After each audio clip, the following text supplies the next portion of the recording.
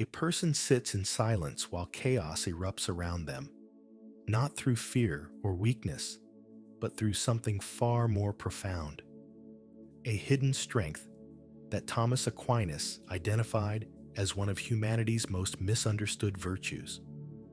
Not aggression, not constant assertion, not even the charismatic confidence that dominates every room. The power he described doesn't announce itself with noise or spectacle. It works quietly, steadily, like deep roots anchoring a tree against storms. By the time you recognize its presence, it's already demonstrated a resilience that loud confidence could never achieve. Aquinas called it interior strength, the capacity to remain unmoved by external chaos while maintaining absolute clarity about what matters. Yet most people mistake its silence for timidity, its restraint for passivity, its calm for lack of conviction. What emerges from Aquinas' analysis isn't just medieval philosophy, but a psychological portrait that explains why the quietest person in the room is often the most dangerous to underestimate. The mechanisms he identified centuries ago map perfectly onto modern observations about emotional regulation, authentic confidence, and the exhausting performance that passes for strength today. If you're enjoying these explorations, I genuinely appreciate a like or subscribe. It makes a real difference in helping these ideas reach others who might need them. Drop a comment mentioning where you're listening from and what time it is there. There's something meaningful about our community spanning the globe, all connected through these philosophical questions. Now get comfortable. Maybe lower the lights. Let some ambient sound fill the space and settle in for tonight's exploration. We're diving into why Thomas Aquinas believed that true strength doesn't shout, doesn't perform, doesn't constantly prove itself, but rests in a quiet inner power that most people never develop. Part 1. The Architecture of Interior Strength. To understand Aquinas' radical thesis about quiet strength, you must first grasp how fundamentally he reimagined power's nature. Power isn't primarily about external dominance or forcing your will on circumstances. It's about interior stability, the capacity to remain oriented toward truth and goodness regardless of external pressure. Interior strength, in Aquinas' precise terminology, is the virtue of fortitude properly understood. Not merely courage in facing physical danger, but something deeper. The capacity to endure difficulty, resist temptation, and maintain right judgment when everything pushes you toward easier paths. This isn't about being silent because you're afraid to speak. It's about possessing such secure internal foundation that you don't need external validation, don't require constant self-assertion, don't feel compelled to prove yourself to observers who don't matter. The logical structure supporting this analysis rests on Aquinas' understanding of the soul's hierarchy. Reason should govern the passions, directing them toward genuine goods rather than being swept along by immediate emotional reactions. The will should follow reason's guidance rather than being pulled by whatever desire feels strongest in the moment. Every human experiences this internal tension between reason and passion, between long-term good and immediate gratification, between what you know is right and what feels easier. Interior strength marks the capacity to maintain proper order when external circumstances or internal impulses threaten to disorder it. Quiet people with genuine interior strength have achieved something most loud people never manage. They've developed sufficient internal coherence that external validation becomes optional rather than necessary. They don't need to prove themselves because they're not performing for external audiences, but living according to internal standards. This generates immediate contrasts with what modern culture mistakes for strength: loud confidence that requires constant assertion, aggressive self-promotion that masks insecurity, the need to dominate every conversation and control every situation. These aren't signs of strength, but symptoms of its absence. Yet contemporary culture systematically confuses performance with reality. The person who speaks first, speaks loudest, speaks most confidently, is assumed to be most knowledgeable, most capable, most worthy of leadership. Actual competence and wisdom are overlooked if they present quietly. Testing this conception against everyday experience reveals its penetrating accuracy. Notice how often the loudest person in the meeting has the least substance. Notice how frequently aggressive confidence masks fundamental uncertainty. Notice how exhausting it is to be around people who constantly assert themselves. Then notice the rare person who speaks little, but when they speak, everyone listens. Who doesn't need to dominate conversations because they're secure in their knowledge. Who can sit with silence without anxiety? Who can let others have attention without feeling diminished? This isn't conscious strategy, but natural expression of interior order that Aquinas describes. The person with genuine strength doesn't experience others' success as their failure, doesn't need to be center of attention, doesn't feel threatened by silence or by deferring to others when appropriate. Aquinas distinguishes quiet strength from mere passivity through the concept of choice. Passivity accepts whatever happens through lack of will or courage to resist. Quiet strength chooses restraint when restraint serves greater good, chooses silence when silence is wise, chooses patience when patience will achieve better outcomes than aggression. The distinction between submission and strength depends on whether you're acting from fear or wisdom. Fearful silence remains quiet because confrontation feels too dangerous, too uncomfortable, too risky. Wise silence remains quiet because speaking would accomplish nothing useful, or would betray confidence, or would escalate unnecessarily. This explains why genuinely strong people often appear weak to superficial observers. They don't rise to every provocation, don't defend themselves against every criticism, don't need to win every argument. To observers who mistake constant self-assertion for strength, this restraint looks like weakness. But the restraint actually demonstrates superior power. It takes far more strength to remain calm when insulted than to lash out. It takes more discipline to listen fully than to interrupt with your own opinions. It takes more confidence to let others shine than to monopolize attention. Examining quiet strength's internal logic reveals its relationship to self-knowledge. You can only maintain interior calm when you know yourself well enough that external opinions don't define you. You can only resist social pressure when you're clear about your own values and priorities. The loud person constantly asserting themselves often does so precisely because they lack this self-knowledge.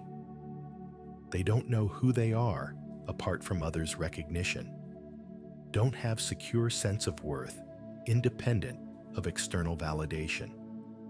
So they must constantly perform, constantly prove, constantly seek confirmation.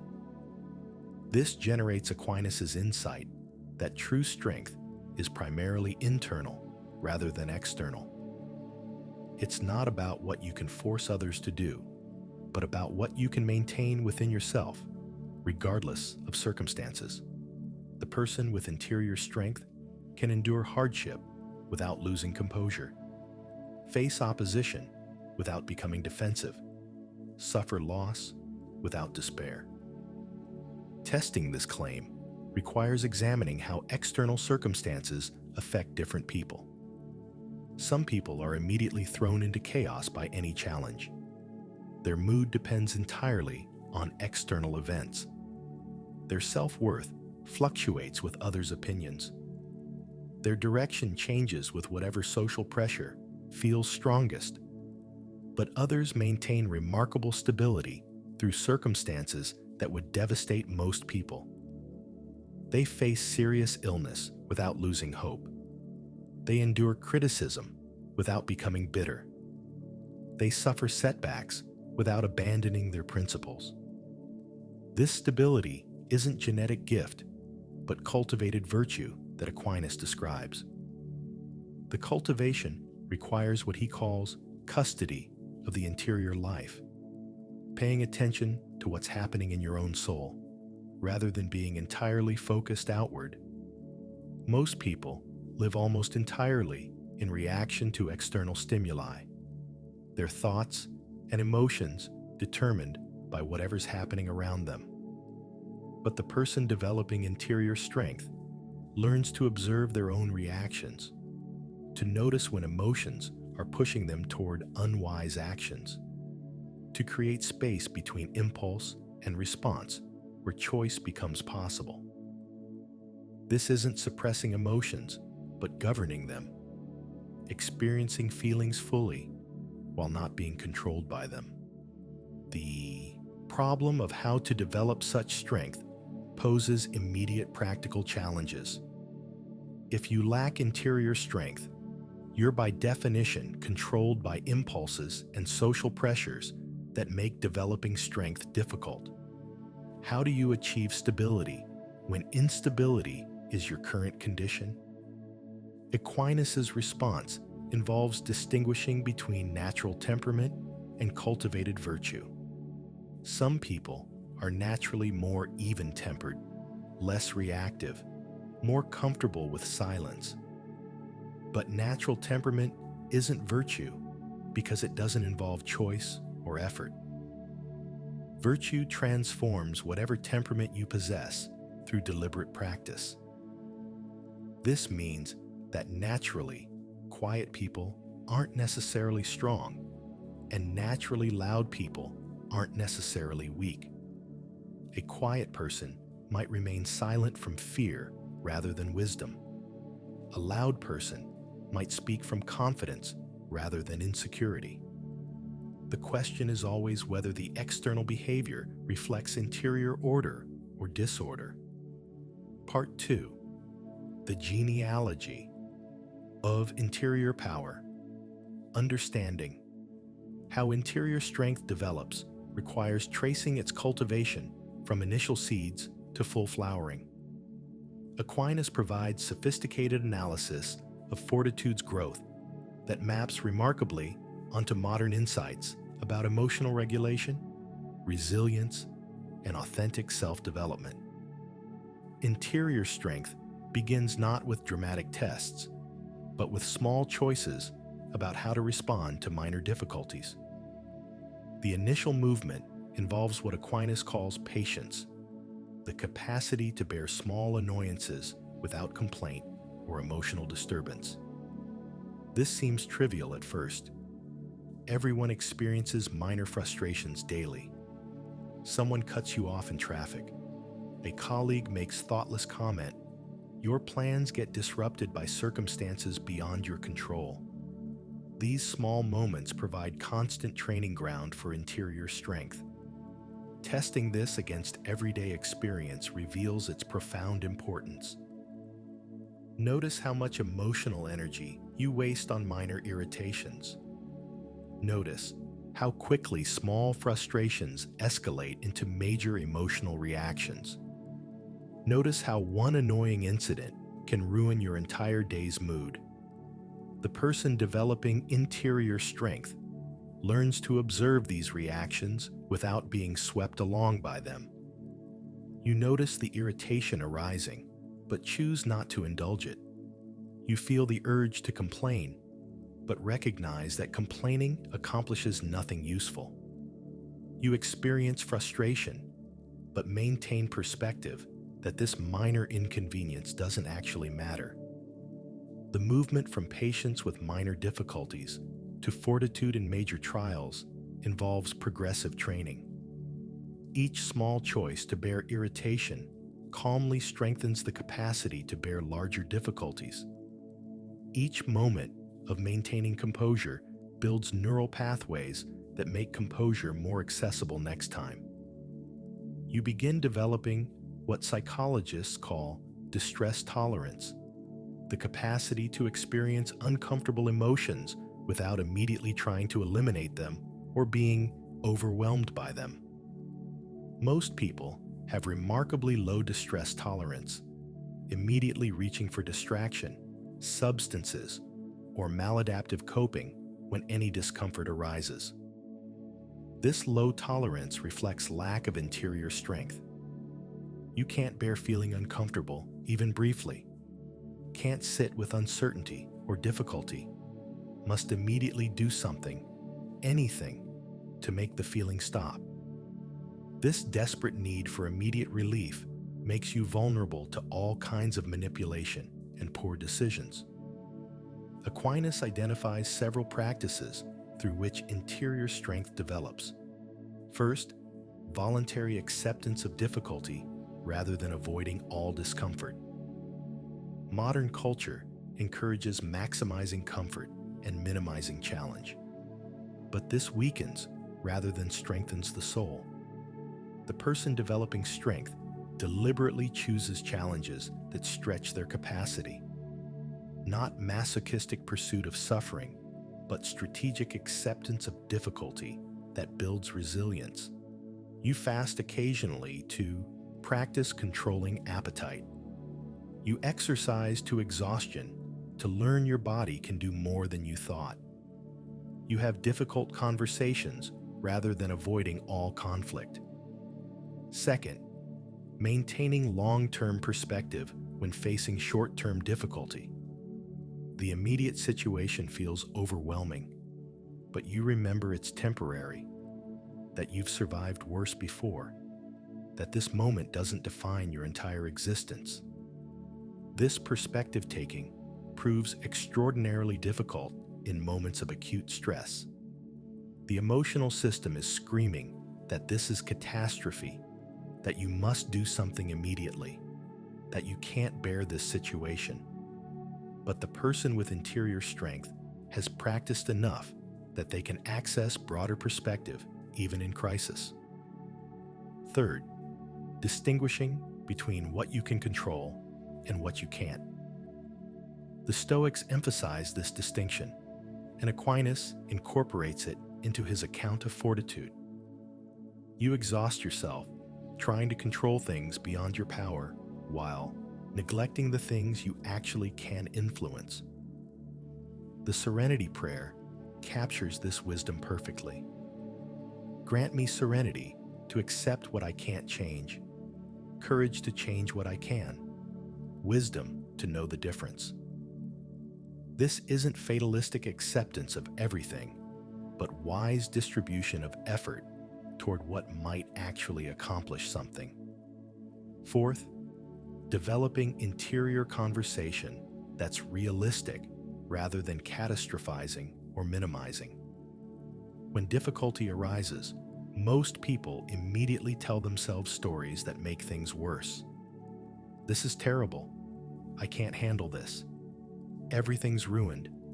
Nothing will ever be okay again. But these stories aren't accurate descriptions of reality. They're emotional reactions disguised as assessments. The person with interior strength learns to observe these reactions and test them against reality. Is this actually catastrophic or just unpleasant? Will this truly ruin everything? Or is that exaggeration? Can I actually not handle this? Or am I stronger than I'm giving myself credit for? The progression through patience, distress tolerance, voluntary challenge, perspective taking, and realistic self-talk generates what Aquinas identifies as fortitude's daughters, the virtues that follow from and express interior strength. Magnanimity, the capacity to undertake great things because you trust your ability to persist through difficulties. The person with interior strength isn't deterred by obstacles because they know they can endure whatever challenges arise in pursuing worthy goals. Magnificence, willingness to invest resources in what truly matters rather than hoarding everything for security. Interior strength frees you from anxiety about having enough because you know you can handle deprivation if necessary. Patience, which we've already discussed, the capacity to bear irritation without complaint. This isn't mere endurance, but peaceful acceptance that circumstances often aren't what you'd prefer, and that's okay. Perseverance, continuing toward goals despite setbacks and discouragements. Most people give up when things get difficult.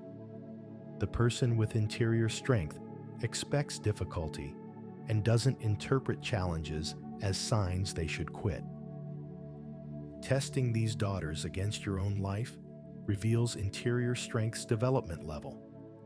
How quickly do you give up when projects get difficult? How much do minor setbacks discourage you?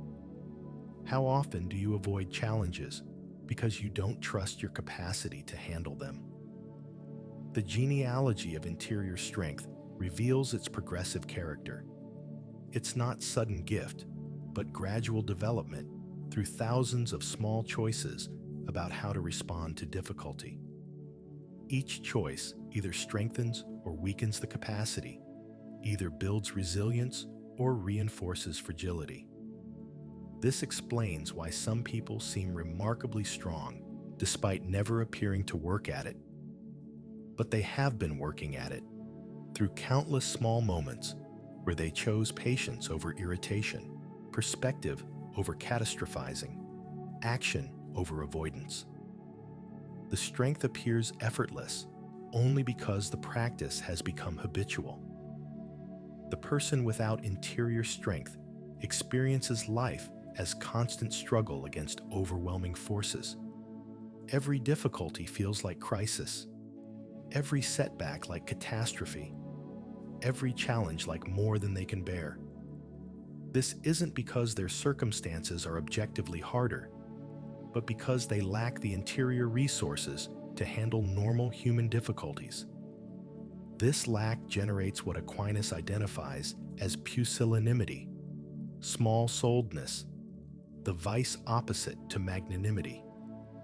The pusillanimous person shrinks from challenges they could actually handle, underestimates their capacity, settles for mediocrity because attempting excellence feels too dangerous. This small-souledness often disguises itself as humility or realism. I'm just being realistic about my limitations.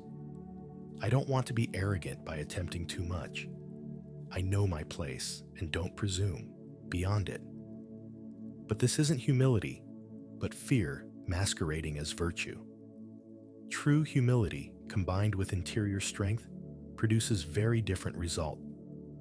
You acknowledge your limitations accurately, but don't underestimate your genuine capacity. You attempt great things, not from pride, but from realistic assessment that you possess sufficient strength to persist through inevitable difficulties. Part 3. Silence as strategy and strength. Aquinas' analysis of interior power directly connects to understanding why quiet people often demonstrate superior strength. Silence isn't merely absence of speech, but can be strategic choice, expression of discipline, manifestation of wisdom that loud assertion could never achieve. The logical structure of silence as strength involves several interconnected elements. First, silence creates space for observation and understanding that constant talking prevents. When you're always speaking, you're not listening, not noticing, not learning from what's actually happening around you. Notice how much the loud person misses because they're so focused on their own performance. They don't notice others' reactions, don't pick up on subtle dynamics, don't recognize when they're making situations worse. Their constant self-assertion blinds them to reality. The quiet person maintains observational stance that gathers information others miss. They notice body language, tone shifts, what's not being said. They understand group dynamics because they're watching rather than performing. This understanding provides strategic advantage that loud confidence can't match. Second, silence preserves energy that talking dissipates. Speaking requires emotional and physical energy, especially when you're performing confidence or trying to control situations. The quiet person conserves this energy for when it actually matters. Testing this against your own experience reveals its truth. Notice how exhausted you feel after events where you talked constantly. Notice how much mental energy goes into planning what to say, managing impressions, maintaining performance. The quiet person sidesteps this entire exhausting process. Third, silence maintains mystery that constant self-revelation destroys. When you're always talking, always sharing, always explaining yourself, you become entirely known and therefore predictable. The quiet person retains an element of unknown that keeps others uncertain and therefore cautious. This isn't manipulation, but natural consequence. People project onto silence whatever they fear or hope to find. The quiet person becomes more powerful in others' imagination than they might be in reality. This psychological advantage costs nothing but restraint. Aquinas distinguishes between several types of silence with different moral status. First, prudent silence that refrains from speaking when speech would cause harm. You could reveal information that would hurt someone, could share gossip that would damage reputations, could speak truths that the listener isn't ready to hear. Wisdom chooses silence. Second, humble silence that doesn't need to display knowledge or achievements. You could correct someone's error, but choose not to, because it doesn't really matter. You could share your accomplishments, but recognize others don't need to hear them. You could assert your expertise, but let others learn through their own experience.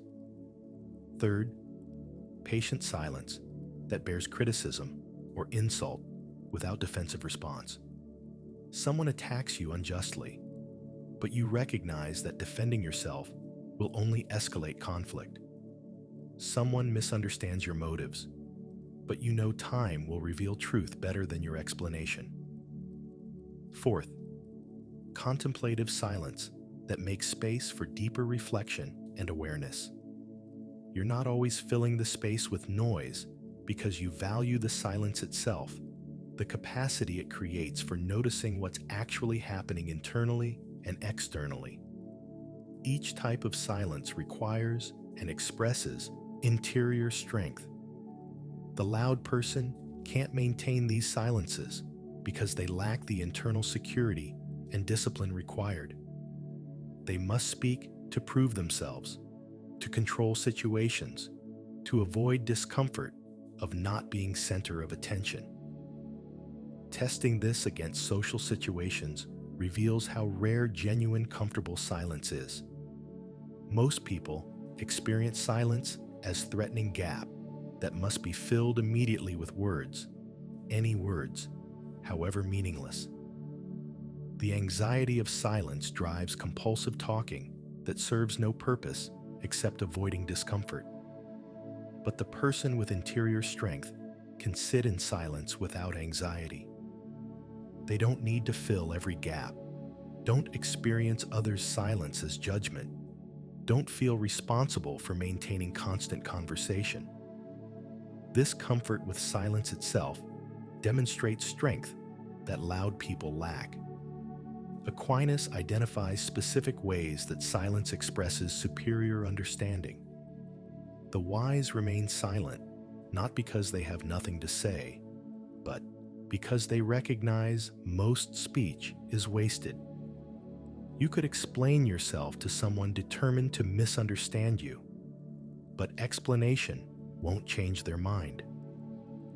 Better to save your breath. You could argue with someone whose identity is invested in their position, but argument will only entrench them further. Better to let them discover their error naturally. You could defend yourself against false accusations, but defending yourself often makes you look guilty to those determined to believe the worst. This wisdom about speech's limitations comes only through experience. Young people tend to believe that if they just explain clearly enough, others will understand. If they just present evidence, others will change their minds. If they just defend themselves effectively, others will recognize the truth. But experience teaches that speech is far less powerful than we imagine.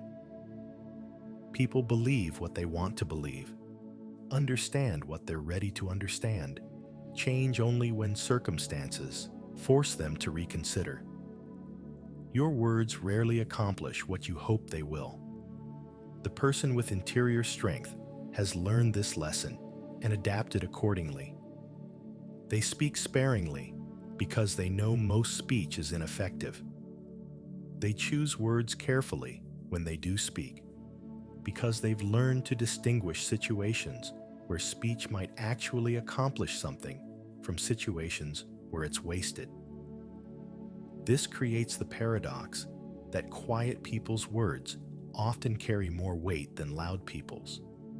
Because they speak rarely, others pay attention when they do speak.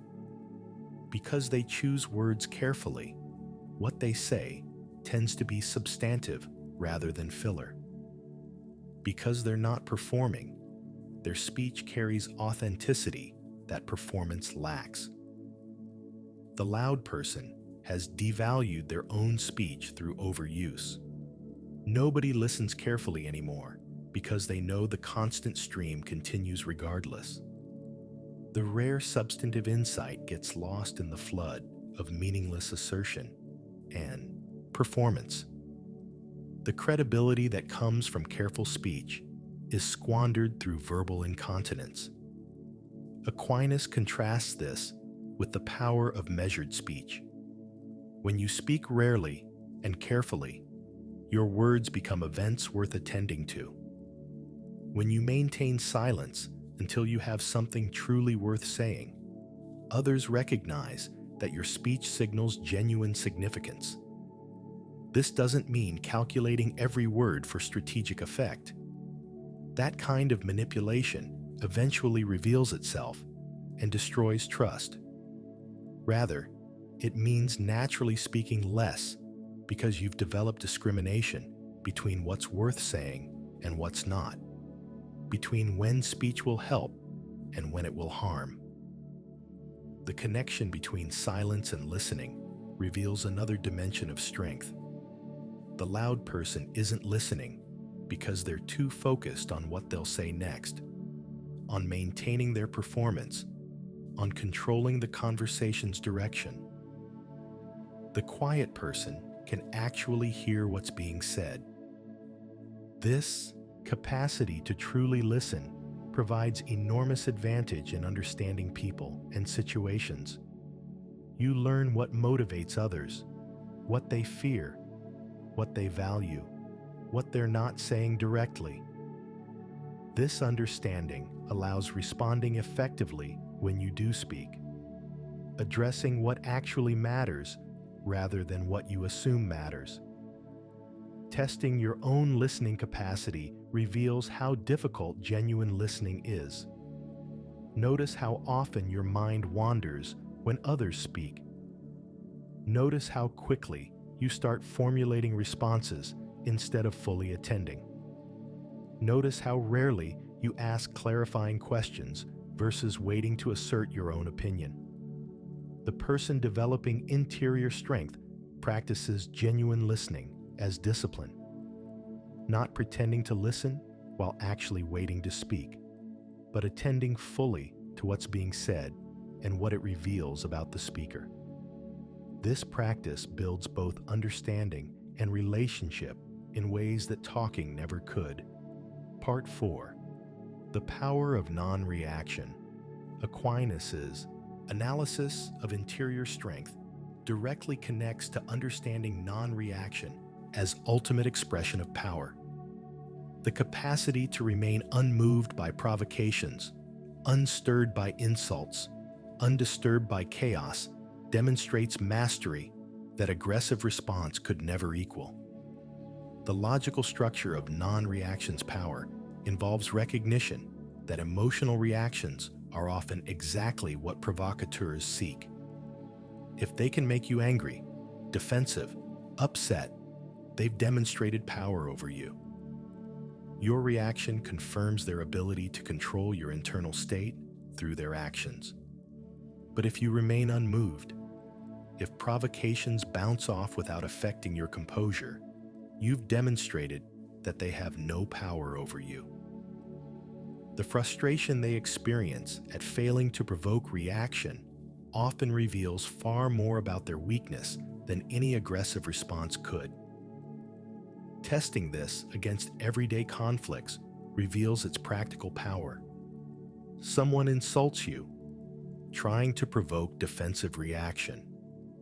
If you respond angrily, you've given them what they wanted and confirmed their power to affect you. If you remain calm, acknowledge the comment without emotional reaction, you've deflated their entire strategy. The person trying to provoke you often escalates when initial provocations fail. They'll try harder insults, more aggressive tactics, increasingly desperate attempts to get reaction they're seeking. Each failed attempt further demonstrates your strength and their weakness. Aquinas identifies this as expression of what he calls magnanimity, the capacity to rise above petty concerns and insults. The magnanimous person doesn't respond to provocations, not because they're afraid, but because they recognize such provocations are beneath their concern. This isn't arrogance, but accurate assessment. If someone's trying to provoke you through insults, they're revealing their own insecurity and need for control. Responding gives them power they don't deserve. Remaining unmoved keeps power where it belongs, with you. The distinction between non-reaction and suppression proves crucial. Suppression involves feeling strong emotional reaction, but forcing yourself not to express it. The emotion is there, churning internally, creating stress and resentment, even though you're not showing it externally. Non-reaction involves genuinely not being disturbed. You hear the insult, recognize it as attempt to provoke, and feel no significant emotional response. The comment doesn't land because you're not invested in the provocateur's opinion. Their attempt to disturb you fails completely. This genuine non-reaction requires the interior strength Aquinas describes. You're so secure in your self-knowledge and values that others' opinions don't determine your emotional state. You know who you are, what you stand for, what matters to you. Someone's attempt to insult or provoke you simply doesn't connect with anything internal that would generate reaction. Testing your own capacity for non-reaction reveals how much work remains for most people. Notice how easily you're provoked by comments, criticisms, perceived slights. Notice how much emotional energy you waste on people whose opinions shouldn't matter to you. Notice how automatically you react defensively when challenged. The loud person is constantly reactive, their emotions controlled by external events and others' behaviors.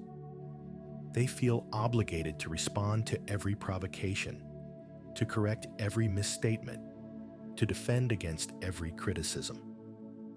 This constant reactivity exhausts them while demonstrating their lack of interior control. The quiet person with interior strength chooses their reactions rather than being controlled by automatic responses. They pause between stimulus and response, assess whether reaction serves any useful purpose, and often choose non-reaction as most powerful response available. Aquinas identifies several practical advantages of cultivated non-reaction. First, you maintain clarity of judgment that emotional reaction destroys.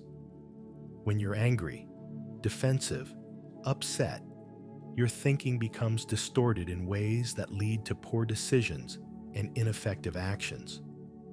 But when you remain calm despite provocations, you can think clearly about the situation, assess what's actually happening rather than what emotional reaction suggests, and respond effectively rather than just reacting emotionally. This clarity provides enormous advantage in conflicts and negotiations. Second, non-reaction often de-escalates situations that emotional reaction would inflame. Many conflicts spiral out of control through reciprocal provocation, where each person's reaction provokes stronger reaction from the other. Someone insults you, you insult them back. They escalate, you escalate, until minor disagreement becomes major conflict. But if you don't react emotionally to initial provocation, the escalation spiral can't start. Your calm response gives the other person nothing to react against, often causing them to recognize their own overreaction and calm down themselves. Third, non-reaction preserves relationships that emotional reaction would damage. You can disagree with people, even confront them when necessary, without letting emotional reactions destroy the relationship. You address the issue calmly, while maintaining respect and connection. The person who reacts emotionally to every disagreement ends up isolated because they burn bridges through unnecessary conflicts. The person who maintains composure can have difficult conversations without destroying relationships. Fourth, non-reaction builds reputation for stability and trustworthiness that emotional volatility undermines. People want to work with, depend on, follow those who remain steady under pressure. If you're constantly reactive, people learn they can't count on you in difficult situations. But if you remain calm when others panic, composed when others fall apart, focused when others become scattered, people recognize you as someone they can rely on. This reputation for stability becomes an enormous asset in professional and personal contexts. Testing this against leadership contexts reveals non-reaction's power. The leader who panics when problems arise spreads panic through the organization. The leader who reacts emotionally to criticism becomes unapproachable. The leader who gets defensive when questioned loses credibility. But the leader who remains calm under pressure, who receives criticism without defensiveness, who faces setbacks without losing composure, inspires confidence and trust. People follow those who demonstrate strength through non-reaction rather than those who demonstrate weakness through constant emotional volatility. Aquinas would recognize modern neuroscience research on emotional regulation as confirming his analysis. The prefrontal cortex's capacity to regulate the amygdala's emotional reactions represents exactly the interior governance he describes. Developing this capacity involves the same progressive practice he recommends. Each time you pause before reacting, you strengthen the neural pathways supporting emotional regulation. Each time you choose measured response over automatic reaction, you build the capacity to do so more easily next time. Each instance of maintaining composure under pressure trains your system to remain calm. The difficulty is that emotional reactions feel justified in the moment. Your anger seems like appropriate response to genuine injustice. Your defensiveness seems like necessary protection against unfair attack. Your upset seems like natural reaction to disturbing circumstances. But feelings aren't reliable guides to appropriate action. Emotions evolved to prompt immediate survival responses, not to enable wise decision-making in complex social situations. The feeling that you must react immediately, that you can't let this pass, that you have to defend yourself, these feelings often lead you wrong. The person with interior strength has learned to distinguish between feeling and appropriate action. You feel the anger arising, but recognize that expressing it wouldn't accomplish anything useful. You feel the defensive urge, but notice that defending yourself would only make things worse. You feel the emotional reaction, but choose not to act on it. This isn't suppressing emotions or pretending you don't feel them. It's experiencing them fully while recognizing they're just feelings, not commands that must be obeyed.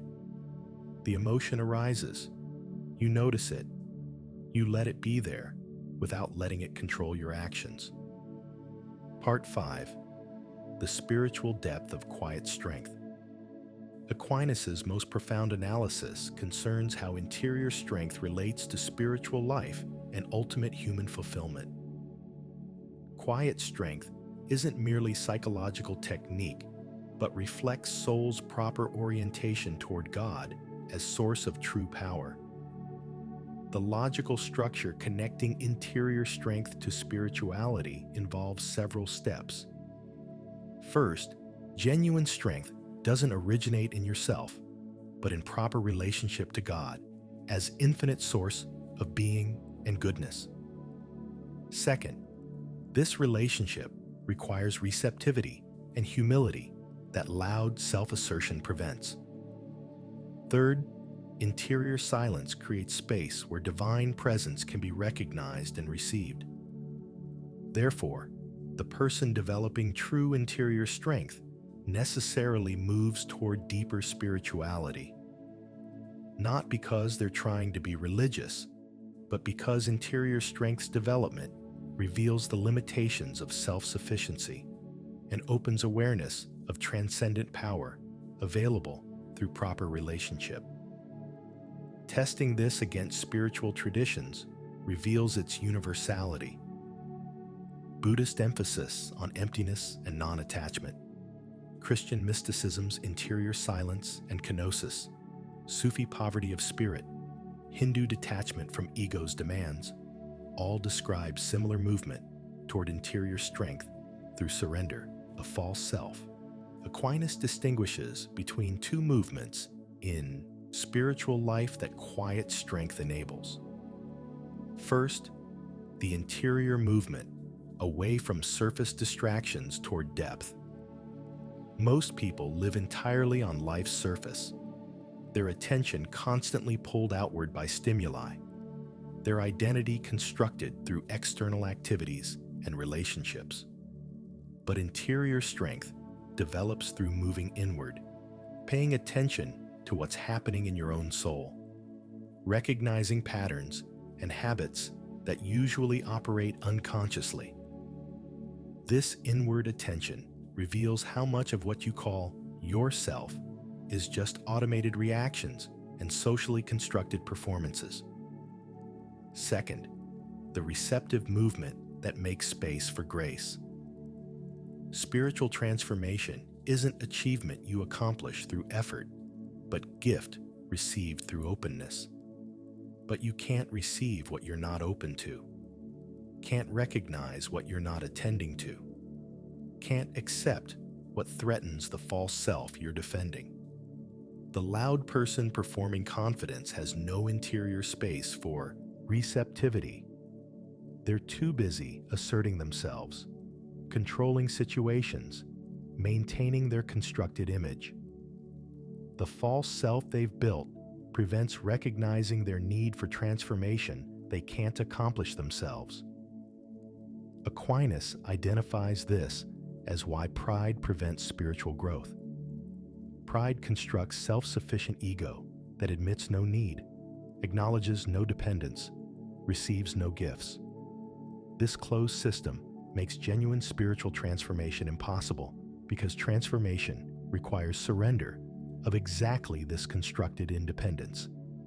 But interior strength paradoxically develops through recognizing your weakness, acknowledging your dependence, accepting that true power flows through you rather than originating in you. The person who appears strong through quiet composure has actually achieved this by surrendering the ego's demands for control and self-sufficiency. This generates puzzling reversal of apparent strength and weakness. The loud person asserting control appears strong, but is actually weak, dependent on external validation, controlled by need to maintain their performance. The quiet person appearing weak is actually strong, secure in interior foundation that doesn't require external proof. Testing this against Jesus' teachings reveals their psychological penetration. The meek shall inherit the earth. The last shall be first. Whoever loses their life shall find it. These aren't arbitrary religious commandments, but accurate descriptions of how interior transformation works. Meekness isn't weakness, but interior strength that doesn't need to assert itself aggressively. Being last means releasing ego's constant competition for superiority. Losing your life means surrendering the false self that prevents discovering who you truly are. The spiritual traditions that emphasize silence, contemplation, and interior depth provide practices for developing the strength Aquinas describes. Meditation that trains attention inward rather than constantly outward. Prayer that practices receptivity rather than constant petition. Silence that creates space for awareness, usually drowned out by mental noise. These practices aren't escaping life, but training for engaging life more effectively. The person who can maintain interior silence and stability has resources for handling external chaos that the person without such practice entirely lacks. Aquinas identifies specific ways interior strength manifests spiritually. First, capacity for authentic prayer that's not just self-centered petition, but genuine openness to divine presence. Most prayer is essentially a shopping list of demands, trying to get God to fulfill your agenda. But genuine prayer requires surrendering your agenda, becoming receptive to wisdom and grace beyond what you can imagine or accomplish yourself. This receptivity requires interior silence and strength that most people never develop. Second, capacity to discern God's will versus ego's desires. The voice of conscience, of authentic calling, of genuine wisdom gets drowned out by louder voices of desire, fear, ambition, social pressure. Interior strength develops the capacity to distinguish these voices, to recognize what's authentically guiding versus what's ego's manipulation. Third, capacity to bear the dark night of the soul, periods where God seems absent and all consolation is withdrawn. Spiritual development necessarily involves these periods because they strip away false supports and reveal what you're actually founded on. The person without interior strength cannot bear such darkness. They immediately abandon spiritual practice when it stops feeling good, return to distractions and consolations when depth becomes uncomfortable. But the person with interior strength can persist through darkness, trusting that the absence is itself part of the transformation. Fourth, capacity for genuine humility that acknowledges your absolute dependence on God for everything. This isn't self-loathing, but accurate recognition that you contribute nothing to your own existence, that every capacity and gift comes from beyond yourself, that you're sustained moment by moment by power you didn't create. This humility seems threatening to ego, but actually liberates you. When you acknowledge that it's not your power, but God's power flowing through you, success doesn't inflate you, and failure doesn't destroy you. You're freed from the exhausting burden of trying to be self-sufficient. The mystics, throughout traditions, describe reaching states of interior silence and stability that seem impossible from ordinary consciousness. Perfect peace, regardless of circumstances. Unshakable joy, independent of external conditions. Absolute security grounded in recognition of fundamental union with divine reality. These aren't fantasies, but reports from people who've developed interior strength to its fullest expression. They've moved so far beyond ego's demands and social constructions that they've discovered who they truly are beneath all the performance and posturing. Aquinas would recognize this as human nature's fulfillment, becoming who you were always meant to be through proper relationship with God as your source and ground. The quiet strength that appears as mere psychological trait is actually doorway to spiritual transformation that resolves the deepest human longings. The connection between silence and mystical experience reveals itself across traditions. Christian mystics speak of silence as threshold of divine encounter. Buddhist enlightenment comes through silencing the chattering mind. Sufi union with God requires interior emptiness that makes space for divine presence.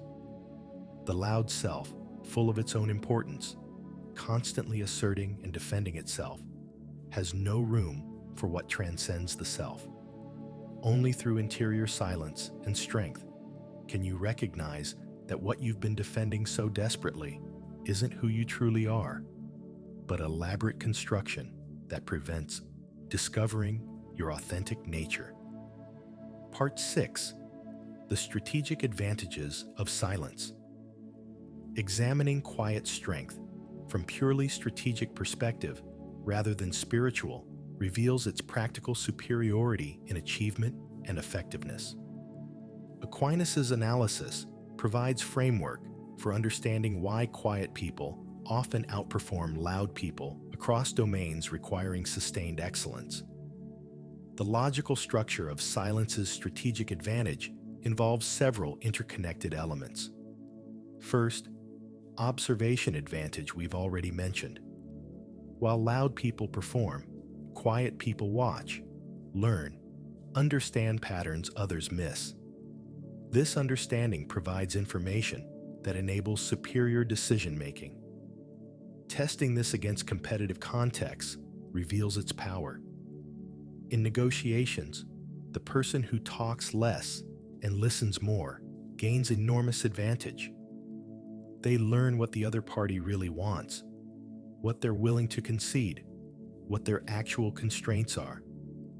The person talking constantly reveals their own position while learning nothing about others. In professional settings, the person who speaks rarely but substantively becomes recognized as someone worth listening to. Their rare contributions carry weight that constant chatter never achieves. They advance not through self-promotion, but through demonstrated competence that speaks louder than words. Second, strategic unpredictability that silence creates. When you talk constantly, you become entirely known. People understand how you think, what you'll do, how you'll react. This predictability makes you easier to manipulate and counter. But the quiet person maintains strategic mystery. Others don't know what you're thinking, can't predict your responses, must treat you cautiously because they're uncertain what you're capable of. This uncertainty itself provides advantage in competitive situations. Aquinas would recognize this as wisdom rather than manipulation. Wisdom knows when to reveal and when to conceal. When speaking serves your purposes, and when silence serves better. The fool reveals everything, making himself vulnerable. The wise remain strategically opaque. Third, energy conservation that enables sustained high performance. Talking, especially performative self-assertion, consumes enormous energy. Physical energy in speaking itself, emotional energy in managing anxiety about performance, cognitive energy in planning what to say and monitoring how you're received. The quiet person conserves all this energy for actual productive work. They're not exhausted by constant self-presentation, not distracted by managing others' perceptions, not wasting cognitive resources on performance. This conservation enables sustained focus and output that scattered, socially exhausted people can't match. Testing this against high achievement contexts reveals its importance. The most productive writers, artists, scientists, entrepreneurs tend toward introversion and intense focus rather than constant social performance. They achieve more precisely because they're not dissipating energy on performance. Fourth, avoidance of unnecessary conflicts and complications that talking creates. Every time you speak, you risk saying something that offends someone, reveals too much, commits you to position you shouldn't defend, creates problem that didn't previously exist. The quiet person sidesteps countless problems simply by not creating them through unnecessary speech. They're not constantly embroiled in dramas they talk themselves into. They're not defending statements they regret making. They're not dealing with consequences of running their mouth. Aquinas identifies this as aspect of prudence, the capacity to foresee consequences and avoid unnecessary problems. The prudent person recognizes that most speech creates more problems than it solves, that silence often achieves better outcomes than even the most careful words. Fifth, enhanced credibility through selective speech. When you speak constantly, people learn to tune you out. Your words become background noise rather than signals worth attending to. Your opinions lose weight through overexpression. But when you speak rarely, and only when you have something genuinely worth saying, people pay attention. Your words become events that others take seriously. Your opinions carry authority precisely because you don't share them constantly. Testing this against organizational dynamics reveals how quiet competence often rises while loud performance plateaus. The person constantly talking about their achievements, asserting their expertise, demanding recognition, becomes known as self-promoter, whose actual contribution doesn't match their self-assessment. But the person quietly doing excellent work, contributing substantively when they speak, never demanding recognition, becomes valued for their genuine capability. Leadership eventually recognizes that substance matters more than performance, that quiet competence beats loud mediocrity. Sixth, superior information gathering through trustworthiness that quiet discretion builds. People tell things to quiet people they'd never tell to loud people. If you're known as someone who talks constantly, who shares everything, who can't keep confidence, people won't trust you with sensitive information. But if you're known as someone who speaks little, who maintains confidences, who can be trusted with secrets, people will tell you things they tell no one else. This access to information provides enormous strategic advantage in any context where information matters. Aquinas would recognize this as why counselors, advisors, confessors need to cultivate silence and discretion. People need to trust that what they share won't be broadcast. The person who demonstrates through consistent behavior that they can maintain silence becomes trusted with information that gives them unique understanding.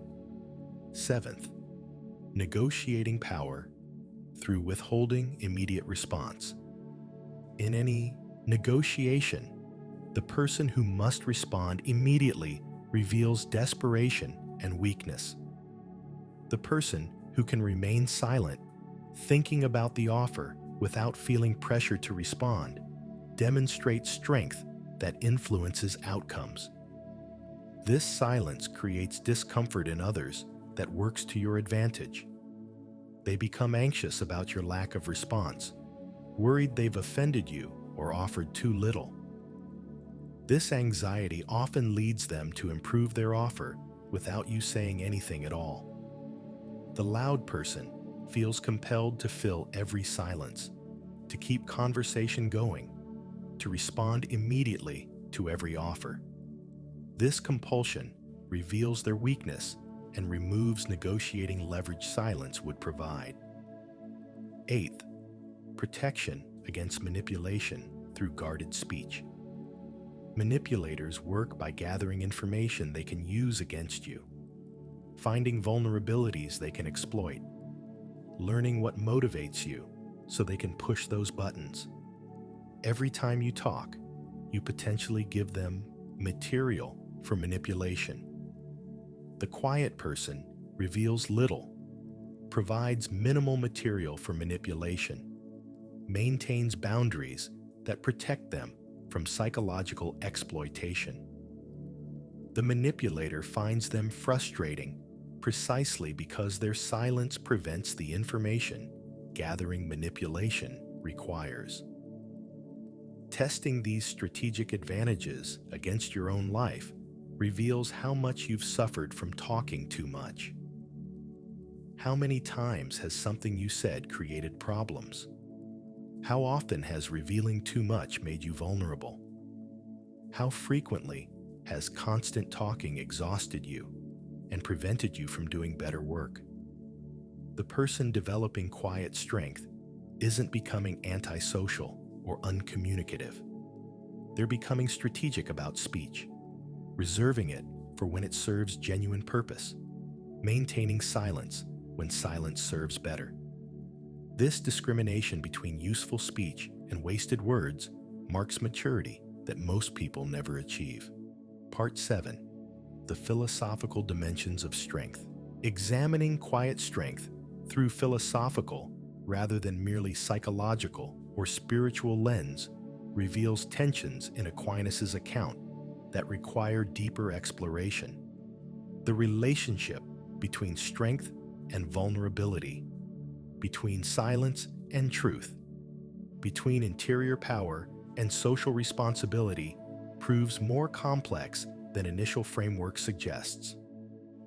The central philosophical challenge concerns whether cultivating interior strength risks creating isolated individuals who no longer engage with social and political life. If you achieve such interior stability that external circumstances don't disturb you, why would you work to improve those circumstances?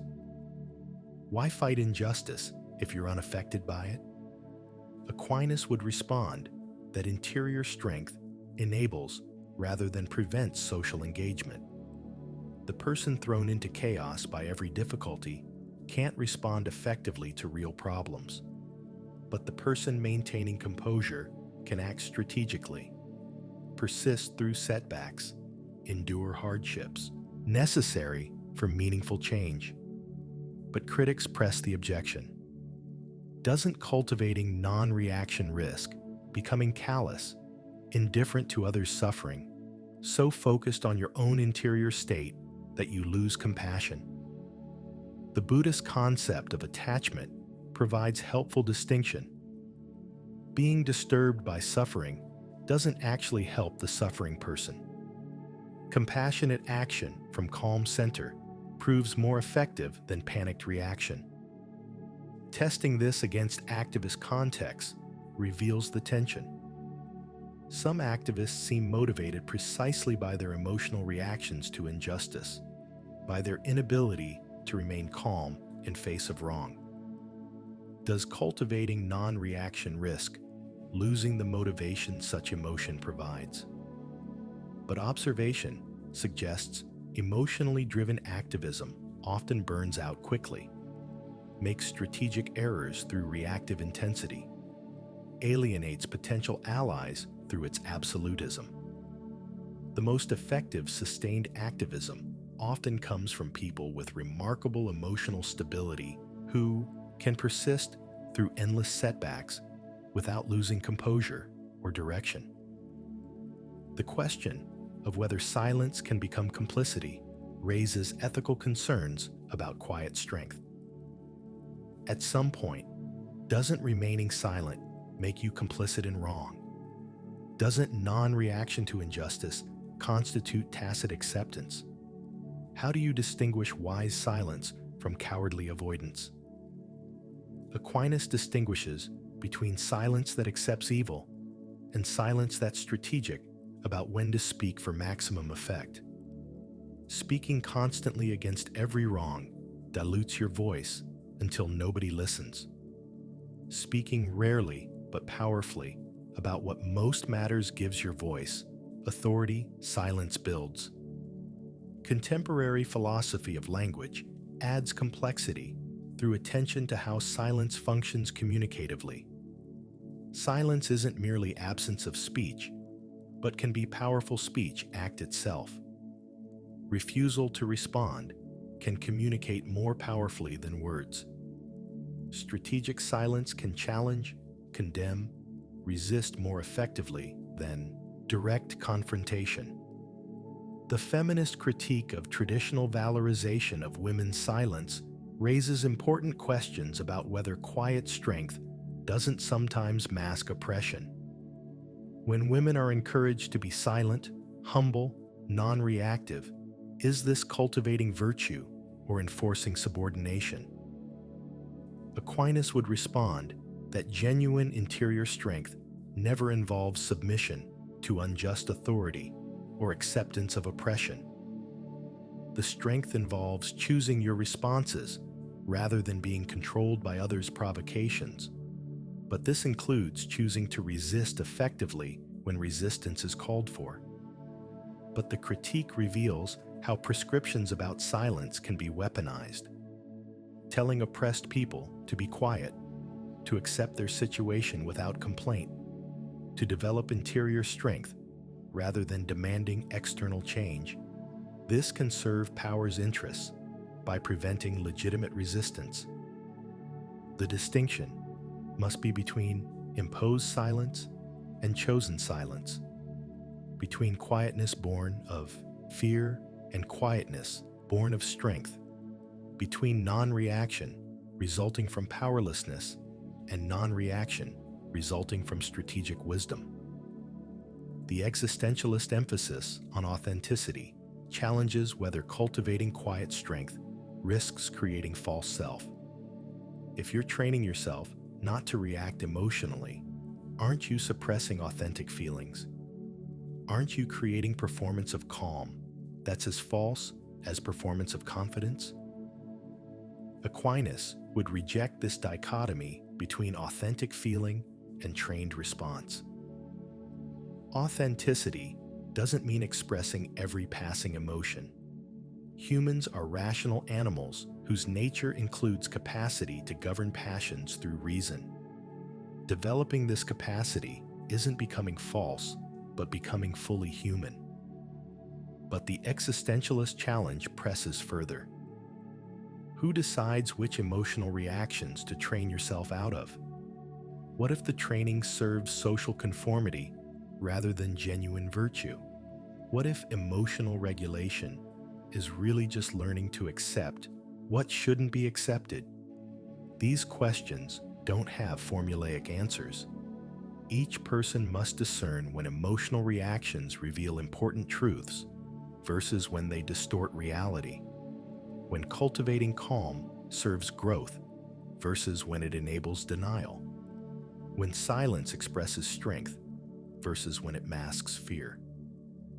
The connection between interior strength and political philosophy reveals additional tensions. Classical republicanism emphasized that citizens need virtue, including fortitude, to maintain free society. Tyrants want passive, easily manipulated subjects. Free people need strength to resist tyranny. But this political virtue seems to require willingness to assert yourself, to speak out, to make noise when necessary. How does this connect with quiet strength's emphasis on restraint and non-reaction? When does political situation demand loud assertion rather than quiet strength? Aquinas would recognize that context matters. Interior strength provides foundation for effective action, whether that action is quiet or loud. The person with genuine strength can remain silent when silence serves, but can also speak powerfully when circumstances demand it. The loud person lacks this flexibility. They assert themselves constantly, regardless of whether assertion serves any purpose. The quiet person with interior strength chooses strategically based on what each situation requires. Contemporary virtue ethics examines how virtues relate to each other and whether they're always compatible. Does fortitude always align with justice? Does silence always align with charity? Can you be both strong and compassionate, both composed and passionate about fighting wrong? Aquinas' system assumes unity of virtues at perfection. That fully developed virtue includes all virtues working harmoniously. But lived experience involves constant tension between competing virtues, choices about which virtue matters most in particular situations, recognition that developing one virtue sometimes seems to require neglecting another. The philosophical problem ultimately concerns whether Aquinas' account of interior strength captures essential human excellence or reflects particular cultural and historical values that shouldn't be universalized. Is quiet strength genuinely superior or just different with its own strengths and weaknesses? Part 8. The Psychology of Quiet Power. Modern psychology provides empirical confirmation of patterns Aquinas identified while revealing additional complexity about how quiet strength develops and functions. The relationship between temperament, trauma response, social conditioning, and authentic interior strength proves more intricate than medieval frameworks suggested. Research on temperament reveals significant individual differences in emotional reactivity, social engagement needs, and stimulation preferences that aren't merely learned, but have substantial genetic component. Some people are constitutionally more introverted, less reactive, more comfortable with solitude than others. This complicates the picture because it means some people's quietness reflects temperament rather than cultivated virtue. They're not demonstrating interior strength, but just being themselves naturally. The extroverted person who learns restraint may demonstrate more virtue through choosing it than the introverted person who never struggles with it. Aquinas would acknowledge this by distinguishing natural temperament from virtue. Virtue involves choice and effort, to move beyond your natural inclinations when they're disordered. The naturally quiet person must develop virtue of speaking when wisdom requires it. The naturally loud person must develop virtue of silence when wisdom requires it. Testing this against your own experience reveals the difference. If you're naturally quiet, does your silence come from considered wisdom or just avoiding discomfort? If you're naturally loud, does your speaking come from genuine contribution or compulsive need for attention? The trauma literature reveals that some quietness results from trauma response rather than interior strength. People who experienced punishment for speaking, shame for asserting themselves, danger in drawing attention, often develop habitual silence that's protective strategy rather than virtue. This traumatic silence looks similar to quiet strength externally, but differs fundamentally internally. The trauma survivor remains silent from fear rather than confidence. From belief they're not worth listening to, rather than strategic discrimination about when speech matters. Healing from trauma often requires learning to speak, to assert yourself, to believe your voice matters.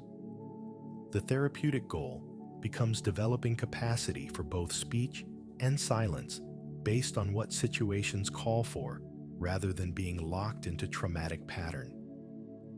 The research on emotional regulation reveals that capacity for composure develops through combination of genetic factors, early attachment experiences, learned skills, and continued practice.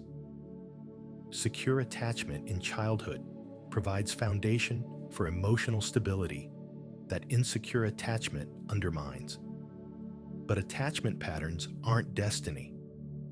Adults can develop earned secure attachment through therapy, healthy relationships, and deliberate practice of emotional regulation skills. The interior strength Aquinas describes is achievable even for those who didn't receive optimal early experiences. Testing this against therapeutic interventions reveals multiple approaches. Cognitive therapy trains you to identify and challenge distorted thoughts that generate emotional overreactions. Dialectical behavior therapy teaches specific emotional regulation skills, including distress tolerance. Mindfulness meditation develops capacity to observe emotions without being controlled by them. All these approaches aim at something like the interior strength Aquinas describes. They recognize that being controlled by every passing emotion makes life chaotic and ineffective. They provide tools for developing the governed interior life that enables both peace and effectiveness. The literature on power and dominance reveals important distinction between different types of power. Dominance-based power works through intimidation, control, forcing others to submit through superior force or status. But prestige-based power works through respect, expertise, trust that makes others willingly follow. Quiet strength typically generates prestige-based power. You don't dominate others, but earn their respect through demonstrated competence, wisdom, integrity. People follow you because they trust your judgment, value your contributions, appreciate your stability. Loud assertion often attempts dominance-based power.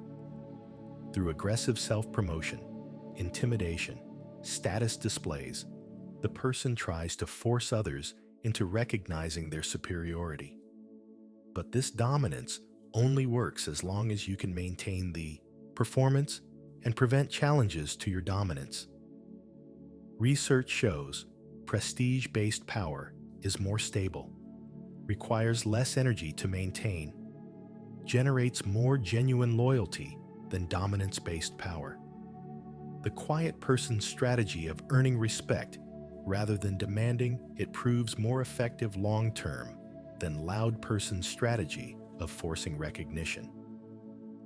The psychological literature on narcissism reveals that grandiose self-assertion often masks deep insecurity and fragile self-esteem. What looks like confidence is actually desperate need for external validation to shore up internal emptiness. But genuine interior strength rests on secure self-knowledge and realistic self-assessment rather than inflated self-image requiring constant defense. You know your capabilities and limitations. Your worth doesn't depend on others' validation. You're comfortable with who you are without needing to prove anything. Testing your own motivation reveals the difference. Do you speak to contribute something valuable or to get attention? Do you assert yourself because you have important perspective to share or because you need to feel important? Do you seek recognition for achievements because they matter or because you need external validation? The research on social anxiety reveals another dimension. Some people's silence comes from paralyzing fear of judgment, desperate concern about others' opinions, terror of saying something wrong. This anxious silence differs completely from quiet strength. The person with social anxiety is constantly monitoring themselves anxiously, worried about every word, interpreting ambiguous social cues as negative judgment. The person with interior strength doesn't experience this anxiety because they're not dependent on others' approval for their sense of worth. Effective treatment for social anxiety involves both developing realistic assessment of social threats and building self-esteem that's less dependent on others' opinions. The goal is moving toward something like the interior strength Aquinas describes, where you can engage socially without constant anxiety about judgment. The literature on flow states reveals that peak performance often requires interior silence, the capacity to quiet mental chatter and become fully absorbed in activity. Athletes, artists, performers describe moments of transcendent performance where self-conscious monitoring disappears and action flows naturally. This performance state requires exactly the interior calm and focus that quiet strength provides. You can't achieve flow while constantly worrying about others' opinions, monitoring your performance anxiously, trying to control outcomes. Flow requires surrendering conscious control to let trained capacities operate naturally. The person without interior strength can't access these states because their mental chatter and anxiety prevent the absorption flow requires. The person with cultivated quiet has developed capacity for this absorption that enables peak performance across domains. Part 9. Cultivating quiet strength. Practically, having examined quiet strength's nature, advantages, and philosophical dimensions, we must consider practical path for cultivation. Aquinas provides theoretical framework, but lived experience requires concrete practices that build the interior power he describes.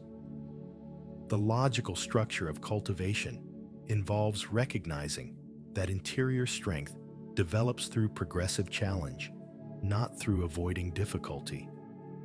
Like physical strength builds through resistance training, interior strength builds through practicing composure under increasingly challenging circumstances.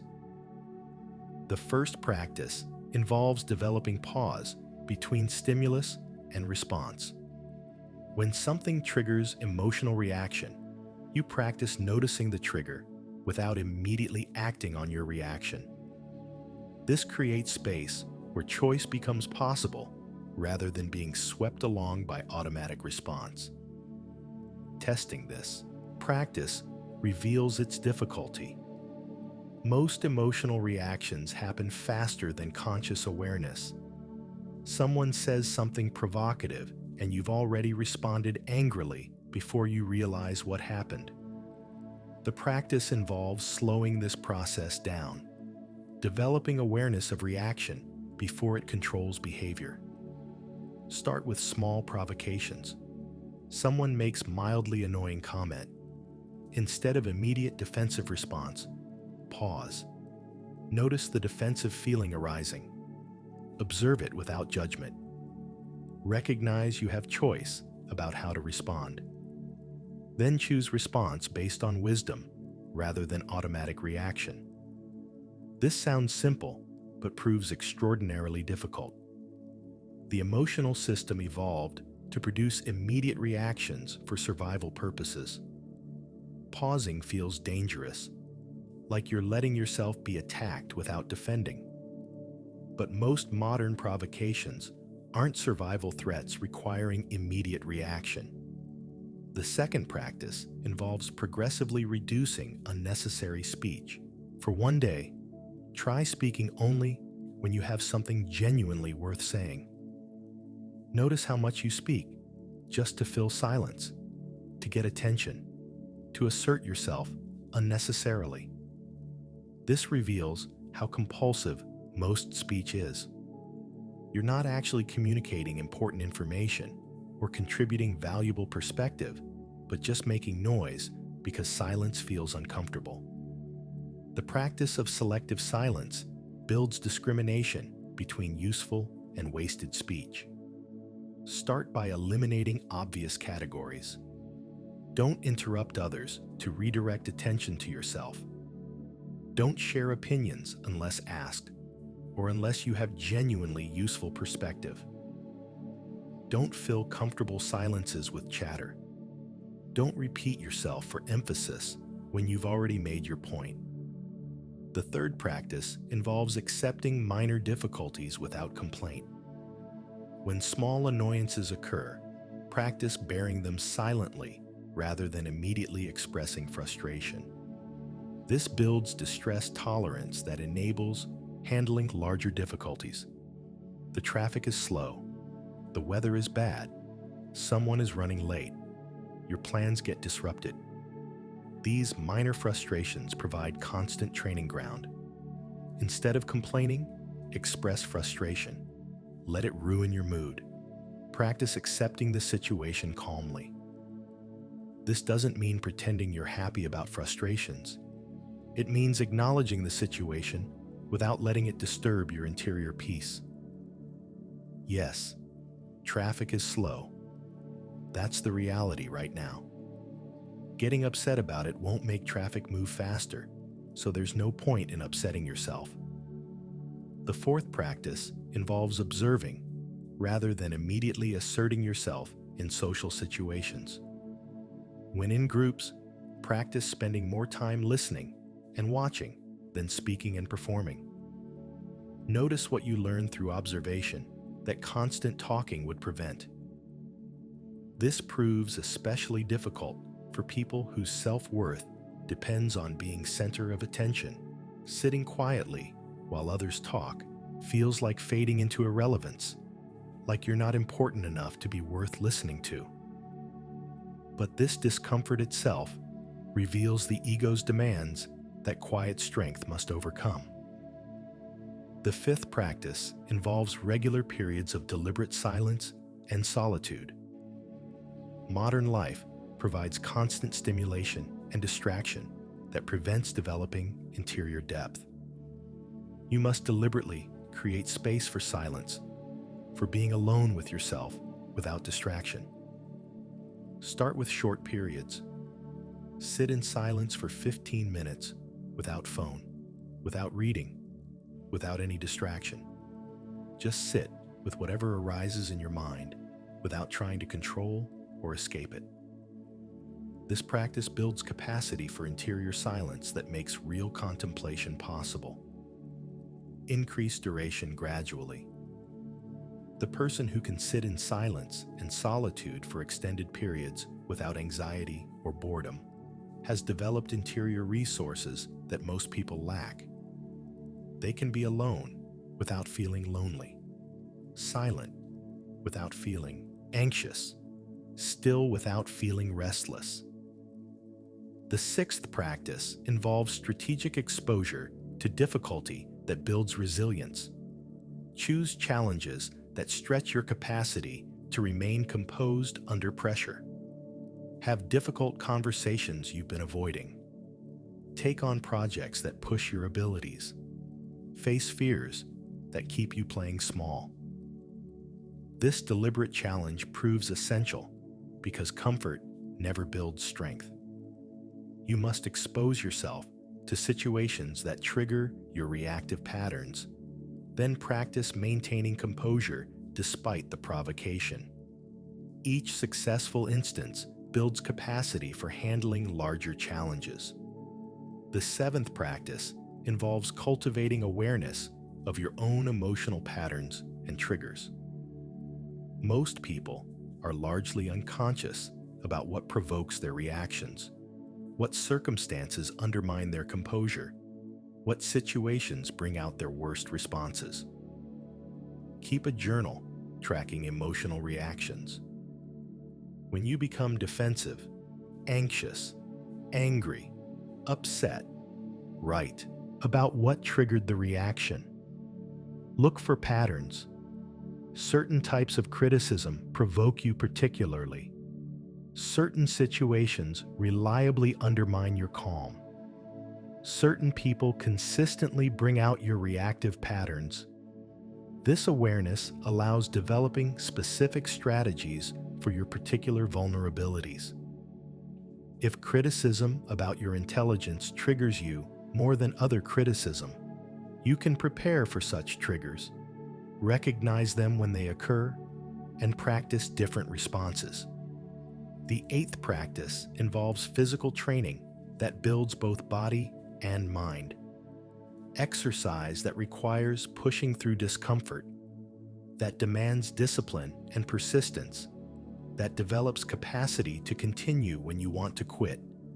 These physically train the same interior strength Aquinas describes. Distance running, martial arts, strength training. These require exactly the mental discipline that transfers to other domains.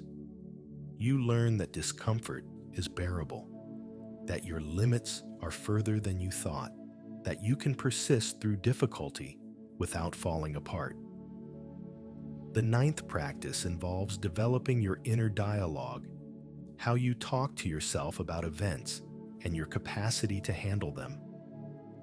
Most people have remarkably negative and catastrophizing self-talk that undermines their resilience and magnifies difficulties. Practice realistic self-talk that's neither overly positive nor catastrophizing. When facing difficulty, acknowledge it's hard, but remind yourself you've handled hard things before. When you fail at something, recognize the specific failure without generalizing to your entire worth. The 10th practice involves finding mentors and models of quiet strength. Identify people who demonstrate the qualities you're trying to develop. Observe how they handle provocations, maintain composure, choose their words carefully, remain unmoved by circumstances that would disturb most people. Study their patterns. What do they do differently? How do they respond to situations where you would react emotionally? What allows them to maintain stability that you lack? You can learn from their example even without formal mentorship. Testing these practices against your own development reveals that progress isn't linear. You'll have periods where you seem to be developing genuine quiet strength, then situations that throw you right back into reactive patterns you thought you'd overcome. This isn't failure, but normal part of development. Interior strength builds gradually through thousands of small choices over years. You're not trying to achieve perfection, but to progressively improve, to handle today's difficulties slightly better than you handled yesterday's. The practices work synergistically. Pause before reacting creates space for realistic self-talk. Selective silence builds observation capacity. Accepting difficulty without complaint builds distress tolerance. Physical training develops discipline. Solitude deepens self-awareness. Each practice supports the others in building comprehensive interior strength. Part 10. Living with quiet strength. Having examined quiet strength's nature and cultivation, we must acknowledge existential reality of living as person who possesses some interior strength while remaining imperfect. For most people, quiet strength isn't final achievement, but ongoing practice amid persistent weaknesses. This creates the familiar gap between ideal and reality that Aquinas' systematic framework doesn't fully address. His account describes perfected virtue, complete interior governance, stable composure regardless of circumstances. But lived experience involves messy ongoing struggle where reactions persist despite your best efforts. The practical challenge involves maintaining commitment to developing quiet strength while acknowledging that you still react emotionally too often, still talk too much sometimes, still get defensive when criticized, still struggle with situations that shouldn't disturb you as much as they do. This generates temptation toward either abandoning the ideal as impossible or hating yourself for failure to achieve it. But both responses miss the point. The ideal provides direction without requiring immediate perfection. You're working toward quiet strength while accepting you haven't fully achieved it. Testing this against honest self-examination reveals how far you remain from the ideal. You still interrupt people to assert yourself. You still feel anxious when you're not receiving attention. You still react defensively to criticism. You still complain about minor frustrations. You still seek validation through performance. But you're also noticing these patterns more, catching yourself sometimes before reacting, choosing different responses occasionally, gradually building the capacity you lacked before. Progress is real, even though it's slower than you'd prefer and less complete than the ideal describes. The question becomes how to live authentically as person developing quiet strength while remaining significantly imperfect. Several approaches emerge from both therapeutic and spiritual wisdom. First, practice self-compassion about your ongoing struggles. The tendency is to berate yourself for every reactive moment, every time you talk too much, every instance where you fail to demonstrate the quiet strength you're trying to develop. But this self-criticism often becomes its own form of ego, being harsh with yourself to feel superior to your failures or to prove you take development seriously.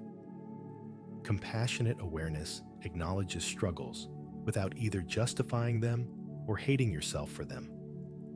Second, appreciate progress without demanding perfection. Notice when you do pause before reacting, when you do choose silence wisely, when you do remain composed in situations that previously would have disturbed you. Acknowledge these instances as evidence you're developing, even though you haven't achieved complete transformation. Third, maintain practices that build strength even when progress feels slow or non-existent. The cultivation practices work gradually through consistent application over time. You won't notice dramatic shifts, but will look back after months or years and recognize how much you've developed. Fourth, seek out relationships and environments that support your development. Some people and situations constantly trigger your reactive patterns.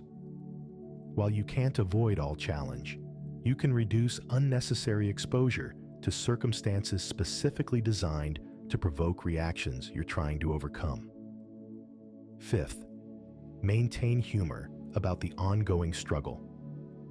Quiet strength practices can become deadly serious project where every failure feels catastrophic. But humans are inherently ridiculous creatures, and watching yourself struggle with the same patterns repeatedly has comic dimension if you can step back enough to notice it. Sixth, remember that others are struggling with similar challenges.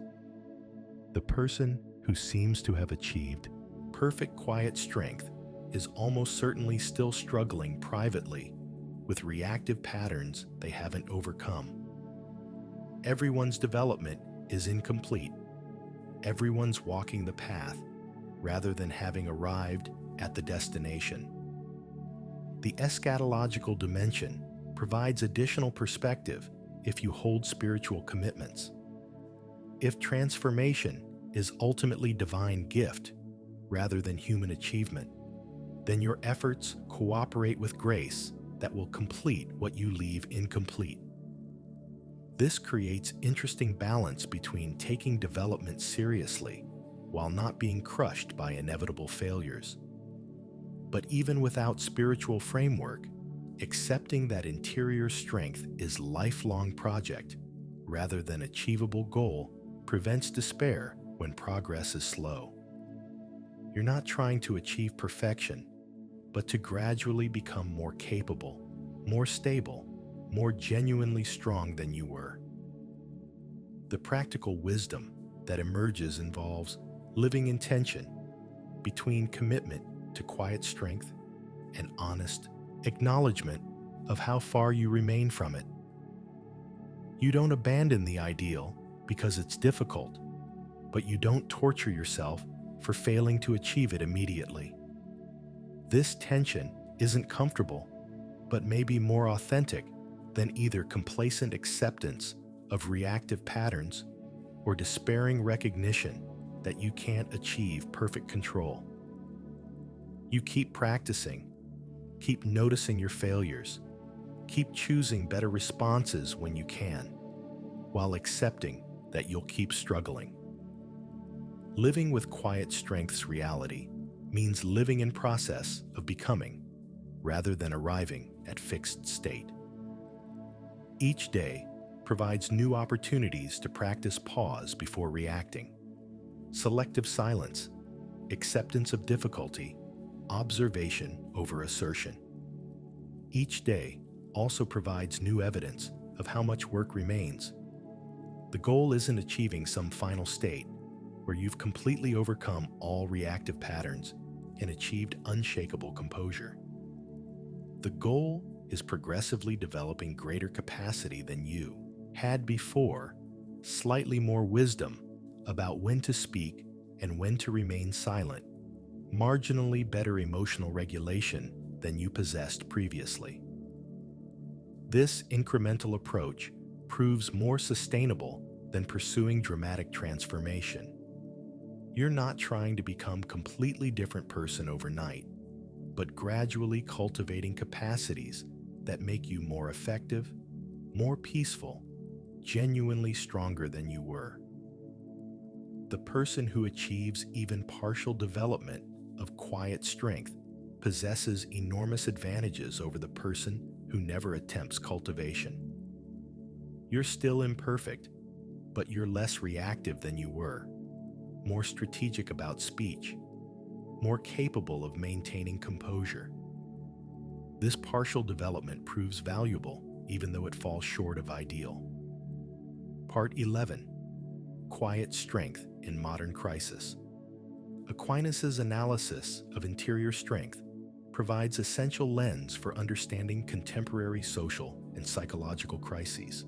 Modern culture systematically undermines the conditions that enable quiet strength while demanding constant performance that exhausts rather than empowers. The logical structure connecting quiet strength to modern crisis involves several developments. First, attention economy that monetizes constant engagement. Social media platforms profit from keeping you scrolling, posting, performing, reacting. The entire business model depends on preventing the interior silence that would allow you to disengage. Second, performance culture that makes constant self-promotion necessary for success. In previous eras, you could be quietly competent and gradually earn recognition. But modern economy increasingly requires personal branding, social media presence, constant visibility. Quiet excellence gets overlooked in favor of loud mediocrity that's better at self-promotion. Third, political polarization that demands constant reaction and position-taking. You can't remain thoughtfully silent about issues without being accused of complicity. You must constantly signal your positions, react to daily outrages, perform your tribal identity through speech acts. Fourth, technology that eliminates silence and solitude from daily life. You're never alone with your thoughts, never in genuine silence, always connected to stimulation that prevents interior depth from developing. Testing this diagnosis against contemporary experience reveals its accuracy. Notice how anxious you feel when separated from your phone. Notice how uncomfortable genuine silence becomes after years of constant stimulation. Notice how compulsively you check notifications, scroll feeds, seek new content to consume. The mental health crisis afflicting developed societies connects directly to lack of quiet strength. Anxiety disorders, depression, attention deficits, emotional dysregulation. These all reflect inability to maintain interior stability in face of constant stimulation and demand for reaction. The person lacking interior strength is immediately disturbed by every news story, every social media post, every minor inconvenience. Their emotional state depends entirely on external circumstances they can't control. They're swept along by every current rather than remaining anchored to stable interior foundation. Modern therapeutic culture often treats symptoms while missing deeper problem. You receive medication for anxiety rather than developing capacity to remain calm. You learn coping strategies rather than building genuine resilience. You're encouraged to manage mental illness rather than cultivate mental health through interior development. The loneliness epidemic reflects quiet strength's absence as well. People crave connection, but lack capacity for the vulnerability and presence genuine relationship requires. They're too busy performing, too anxious about judgment, too reactive to others' behaviors to actually connect authentically. Genuine relationship requires capacity to be present without constant mental chatter, to listen without already formulating response, to receive others without immediately comparing yourself to them. These capacities develop only through interior work most people never undertake. The political polarization consuming democracies reflects collective lack of interior strength. Each tribe is immediately reactive to provocations, unable to maintain composure when challenged, compulsively asserting positions without genuine deliberation. Notice how political discourse has become entirely reactive. Someone says something outrageous, and everyone must immediately respond with their reaction. No space for reflection, no patience for understanding context, no capacity to let provocations pass without reaction. This reactive politics makes solving actual problems nearly impossible. Every issue becomes tribal loyalty test rather than genuine inquiry into what would actually work. People are too busy performing their positions to thoughtfully consider alternatives or compromise toward solutions. The environmental crisis provides another angle on quiet strength's absence. Humanity's inability to respond effectively to climate change partly reflects lack of interior strength to accept necessary limitations, to delay gratification, to act based on long-term consequences rather than immediate desires. The person lacking interior strength can't bear current discomfort for future benefit.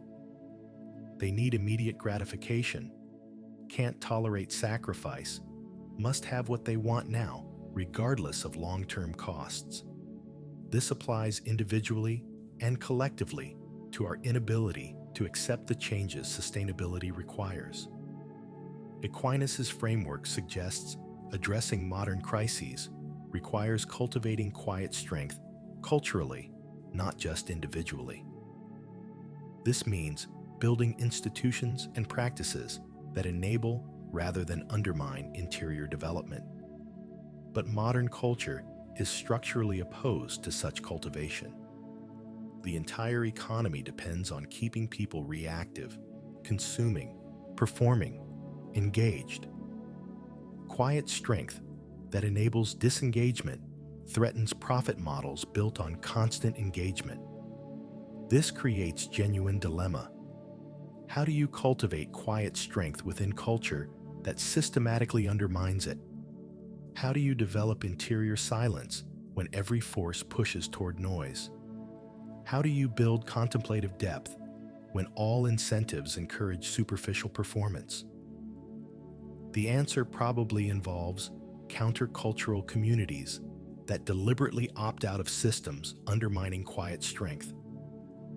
Monasteries and intentional communities have always served this function, creating protected spaces where interior development can occur despite broader culture's opposition. But most people can't join monasteries. They must develop quiet strength while remaining engaged with culture that constantly challenges it. This requires deliberate practice, strategic disengagement from most toxic elements, cultivation of relationships, and environments that support, rather than undermine, development. The technology question proves especially difficult. You can't entirely opt out of technology that's necessary for professional life and social connection. But you must develop disciplines around technology use that prevent it from completely dominating your attention and preventing interior development. This might involve regular digital fasts, strict boundaries around phone use, elimination of most addictive platforms, cultivation of offline activities that build rather than deplete interior resources. The question is whether enough people can develop sufficient quiet strength to resist culture's reactive demands and model alternative way of being. If not, the crises will likely intensify until circumstances force the interior development people won't choose voluntarily. Part 12. The Enduring Mystery. Having examined quiet strength from multiple angles, we must acknowledge enduring questions that resist final resolution. The relationship between silence and speech, between interior strength and external effectiveness, between cultivation and nature. These tensions generate ongoing inquiry rather than settled conclusions. The question of whether quiet strength is universal human ideal or culturally specific virtue remains contested. Different cultures value different behavioral patterns. What counts as appropriate assertiveness versus problematic passivity varies significantly across contexts. Aquinas would appeal to natural law accessible across cultures, but natural law's content admits cultural interpretation. Perhaps quiet strength has culture-specific manifestations requiring different emphasis rather than one universal pattern applying everywhere. The question of whether interior strength risks becoming end in itself rather than means to genuine engagement with life and others poses ethical concern. If you're primarily focused on maintaining your own composure, are you actually engaged with reality or just protecting yourself from it? The Buddhist concept of engaged Buddhism addresses this tension by insisting that genuine interior peace naturally flows into compassionate action. You don't develop equanimity to withdraw from suffering world, but to engage more effectively without being overwhelmed. But the tension remains. How much interior focus is necessary for genuine strength versus how much becomes self-absorption that prevents real connection and contribution? Each person must navigate this balance in their own life. The question of whether some people need to become less quiet, to develop capacity for appropriate assertion rather than developing more silence, challenges assumption that quiet strength is universal need. Perhaps naturally, quiet people need opposite development, learning when silence becomes complicity or self-suppression. The answer probably involves cultivating flexibility, capacity for both silence and speech based on what situations require. The naturally quiet need to develop voice when circumstances demand it. The naturally loud need to develop restraint when wisdom requires it. The question of whether quiet strength's cultivation might be hijacked by power structures wanting compliant populations who don't resist oppression deserves consideration. Teaching people to accept difficulty without complaint, to remain calm in face of injustice, to develop non-reactivity. This could serve oppressive purposes.